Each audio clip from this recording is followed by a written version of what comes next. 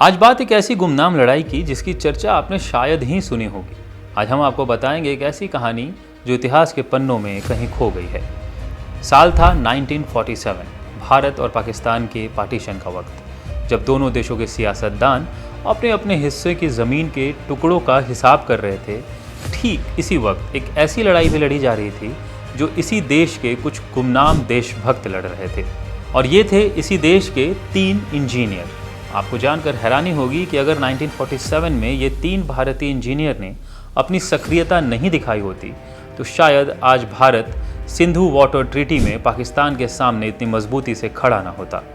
1947 में तमाम लोग भारत और पाकिस्तान के बॉर्डर को लेकर चिंतित थे, पर एक खतरा सबकी नज़रों से छिपा था और वो था नदियों का पानी।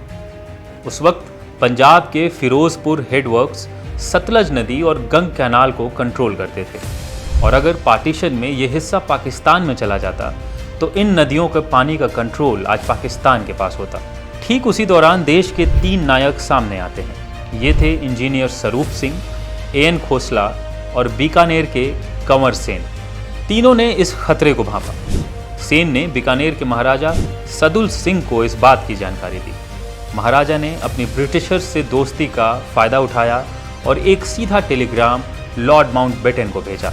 लॉर्ड माउंटबेटन पर दबाव बनाने के लिए जवाहरलाल नेहरू और सरदार पटेल ने भी हस्तक्षेप किया और अपनी दावेदारी पेश की।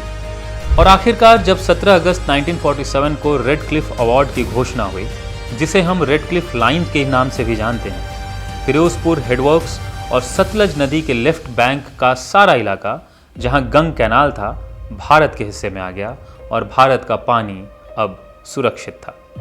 जब सब लोग जमीन के टुकड़े बांट रहे थे, ये 3 भारतीय इंजीनियर भविष्य की नदियां बचा रहे थे। इन तीनों महान नायकों को अंगनारा रेडियो का सलाम।